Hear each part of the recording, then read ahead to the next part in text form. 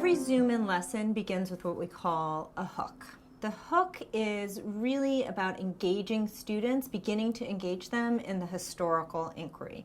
So the hook is sometimes an image, it's sometimes a piece of text from a primary source document. The idea of it, though, is that it's going to raise questions that the students will be able to investigate further in the lesson. We are going to be doing a 4-day unit on runaway slavery. We're going to be looking at several documents having to do with slaves and slaves escaping for the North. I use the hook slide to really introduce the topic and to get the students thinking deeper about this topic. So it's a great introduction to the lesson because it really gets them interested in terms of formulating questions of their own they might have that they're going to encounter as they go through the documents. There's 3.2 million slaves in the South.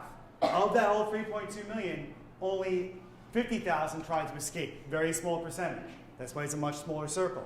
And even smaller than that, you have only 1,011 slaves actually successfully made it to the North.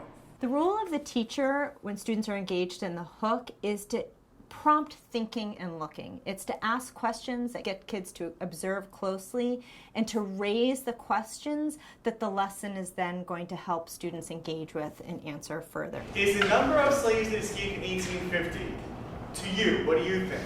Is that a small number, or do you think that's a large number?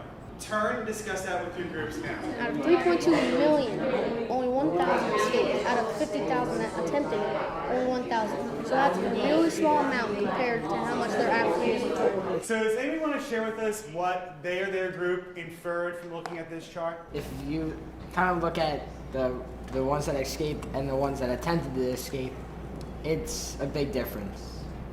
Why is it a big difference? How do you know it's a big difference? Teacher may give some information, some background content in the hook, but it's really a place where the teacher's role is to encourage students to ask the big questions that drive them towards the lesson question. The goal of the hook slide is ultimately to lead to the lesson question under investigation. This question should raise for students the idea that there's more that they need to know about the historical inquiry. This leads naturally to the context slides in which the teacher is going to introduce some of the historical background information that ultimately will help students to answer the lesson question.